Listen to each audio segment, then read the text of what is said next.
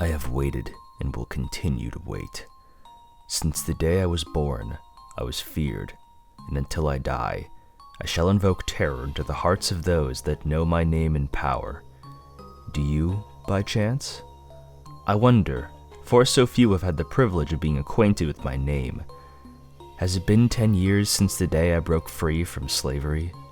It seems like a lifetime ago when compared to the theme hidden in isolation, surrounded by this labyrinth of snaking corridors and treacherous falls. Yet every memory is as crisp in my mind as if it were today, and as I sit here reaching out into the darkness with my mind, it all comes crashing in like a tidal wave. I was a plaything in the hands of men who saw themselves as gods. Scientists who sought to engineer the ultimate weapon without equal, a force unseen in this world. Did they care about my life, about my destiny, my future? Was I nothing to them but a tool, a means to an end? Or was I some hopeful attempt at advancement that so many scientists claim are their goals? I didn't take time to ask when I killed them all. I still remember when I took my first life, how it felt to reach out my hand and snap the white coat's neck without even touching her. The second looked at me in the eyes and I saw into their mind, and without effort, I shredded his entire mind into a torrent of hell and suffering.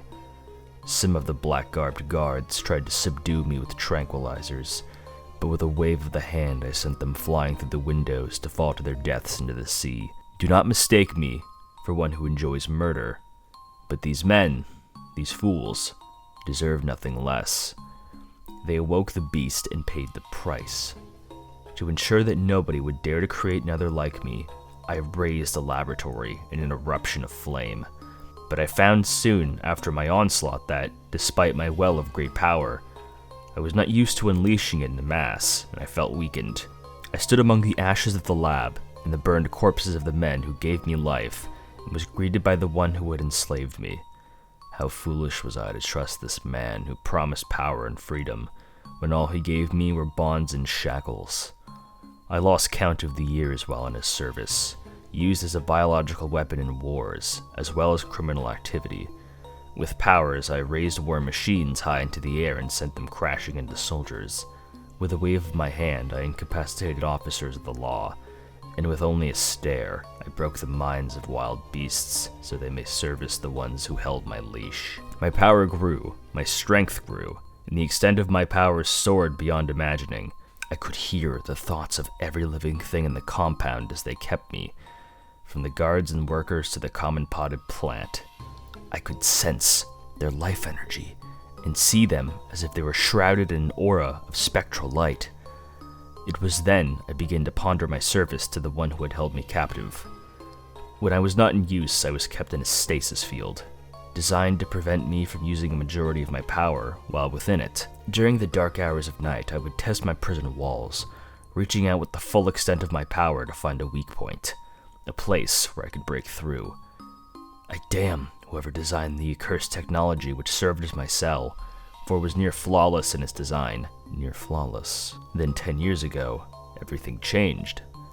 I was awoken by the sounds of chaos all around, and I could see with my second sight the auras of other beings, very powerful ones, combating with the guards and workers of the compound. That was the day I was met by a diminutive old woman with piercing eyes and a glow of death around her.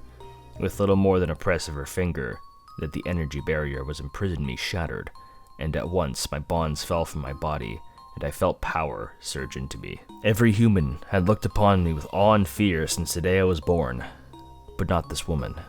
She stood before me, stoic and hard like stone, with her arms behind her and eyes locked with mine. I could feel her reaching into my mind, trying to read my thoughts. But she could no more break into my mind than I could hers. Power radiated from her, and I could see her ghostly shadows dance around her when I looked with on my second sight. That was when I was set free, when I was told of a place where I could go and be undisturbed, but in the hands of my former slaves could not reach. I did not question this woman's reasoning, nor did I care. I was free of shackles and bonds. 10 long years since the day I came to make this dark maze-like cave my home. I sit deep at its heart, probing out the world beyond the stone walls, watching, listening. Days go by in strange fashion, and in the dark time has no meaning, it seems. Yet here I stand, waiting for destiny to come. The old woman imparted onto me the day that there would be a human who would prove my equal, and on that day, I would meet my destiny.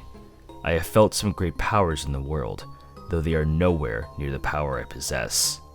And yet somehow, I became eager to face this challenger worthy of my time. So here I will wait, preparing for the day when from out of the darkness will enter the one who will face me, for the day when they will learn of the terrible and unrivaled power of Mewtwo.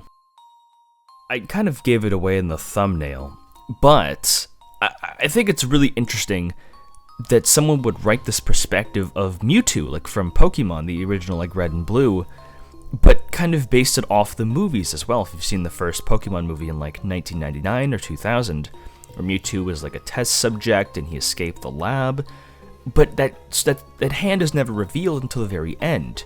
It's very simple. This is a very short story, and if you go back, you can kind of see the clues of where the author had like played the games and watched some of the films to make this work. It is a very simple story, but that's a good thing. It doesn't overstay its welcome. It's just here, and I think it's wonderful. It's even strongly implied that Agatha was the one that broke Mewtwo out in the game continuity, which is interesting because she does have a bit of history with Professor Oak as like a former rival, though one would have to question her methods and why exactly she broke out Mewtwo. We're not really sure, but that's something that'll kind of just keep you wondering.